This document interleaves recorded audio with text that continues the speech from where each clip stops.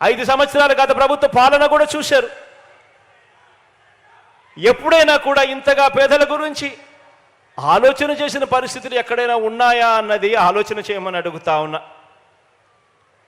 2020 ఉగాది నాటికే ఈ ఇళ్ల పట్టాలను రిజిస్ట్రేషన్ చేసి నా పేద అక్క చెల్లెమ్మల చేతుల్లోకి ఇవ్వాలని అనుకున్నాం.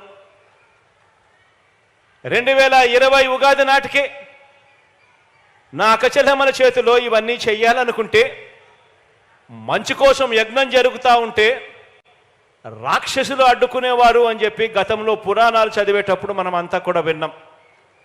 అలాగే మన పేదలకు 2014 నుంచి 2019 వరకు గతంలో ఉన్న చంద్రబాబు నాయుడు గారు ముఖ్యమంత్రిగా ఉన్న గతంలో ఈయన ముఖ్యమంత్రిగా ఉన్నప్పుడు, సీఎంగా ఉన్నప్పుడు ఒక్క పేదవాడికి కనీసం 1 సెంటు స్థలం ఇచ్చిన పాపాన పోలేదు.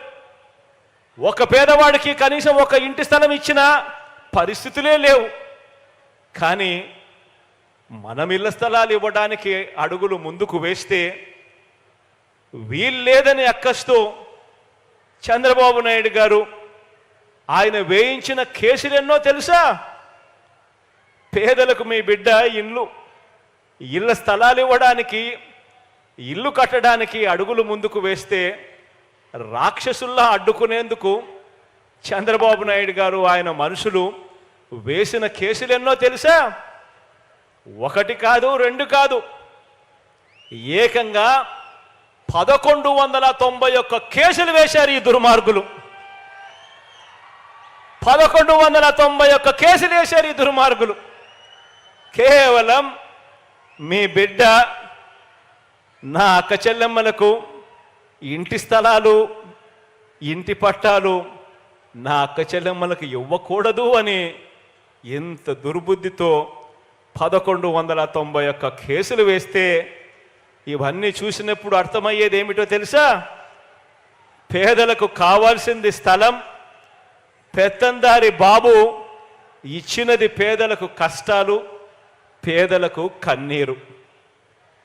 బాబు సృష్టించిన ఈ న్యాయపరమైన అడ్డంకులన్నీ కూడా ఒక్కొక్కటి కూడా దాటుకుంటూ ఈరోజు ఒక్క ఒంగోలులోనే ఏకంగా 21,000 పేదలకు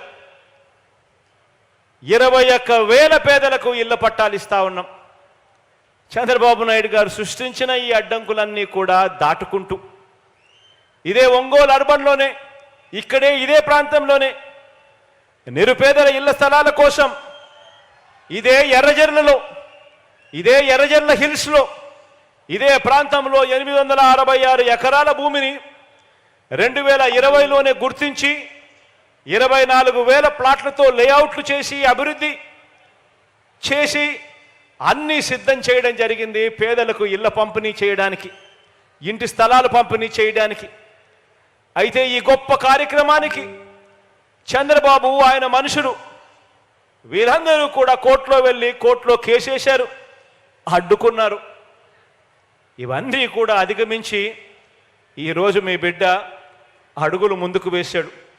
ఇప్పుడు కూడా ఇక్కడ కూడా మీ బిడ్డ ప్రభుత్వం అక్క చెల్లెమ్మలకు ఇంటి స్థలాలు ఇవ్వడానికి అడుగులు ముందుకు వేస్తే, ఇప్పుడు కూడా దీన్ని కూడా అడ్డుకునేందుకు చంద్రబాబు నాయుడు గారు హైకోర్టులో మళ్ళా కేసేశాడు.